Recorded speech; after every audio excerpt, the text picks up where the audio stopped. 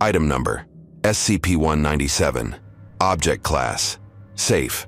Special Containment Procedures: to maintain secrecy, SCP-197 has been emptied and abandoned.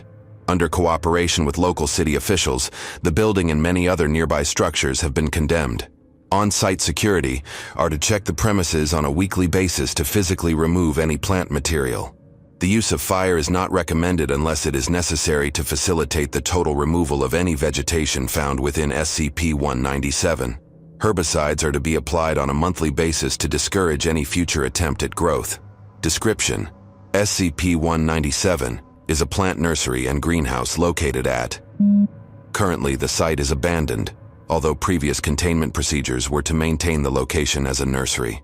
Most of the anomalous properties of SCP-197 are located within the glass structure of the greenhouse, although research conducted at the time of the site's abandonment suggests that SCP-197 has a wide sympathetic influence on the surrounding area, which has displayed a level of deterioration equal to SCP-197 itself. Organisms within the Kingdom Plantae that grow within or are introduced to the greenhouse take on additional characteristics, including self-awareness, sensory awareness, sapience, and capacity for language and mobility, despite a lack of nervous system, brain, sensory organs, vocal cords, or musculature. Organisms also typically have an increased growth rate and elongated lifespan. Angiosperms that flower only at night or for short periods of time will be in a perpetual state of bloom while within SCP-197. Organisms removed from SCP-197 cease to display anomalous properties, but will retain their hardiness and overall health.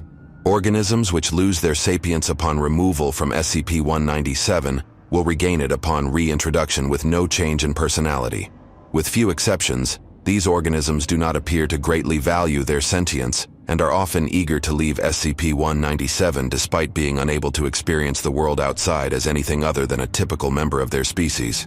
All organisms animated by SCP-197 displayed positive personality traits and affection for Foundation personnel and other forms of life, even carnivorous plants introduced as part of Experiment 197-63. Seymour.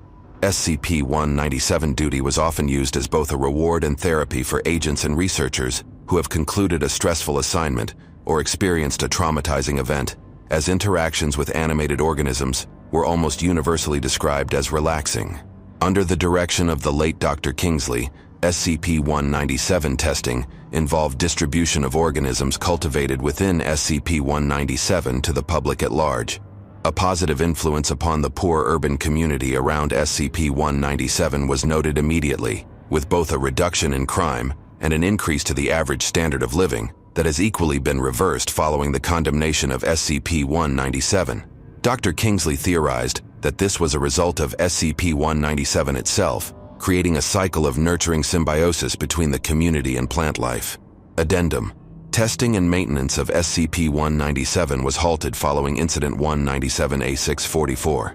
Dahlia Kingsley's decapitated body was found within the greenhouse, her severed head cradled within an empty flower pot being held by an ivy that had been present at the site since the time of its discovery. Dahlia was the daughter of lead researcher Dr. Kingsley and a trained botanist who was alone inside SCP-197 at the time of her death. This was the first instance of any act of violence on the part of organisms raised within SCP-197. The ivy plant responsible for the killing compared its action to picking a pretty flower and displayed no remorse, although it expressed concern over Dr. Kingsley's reaction and well-being. All organisms distributed from SCP-197 were retrieved and eradicated. Those within SCP-197 were eradicated upon removal from the site, with the exception of the ivy, data expunged.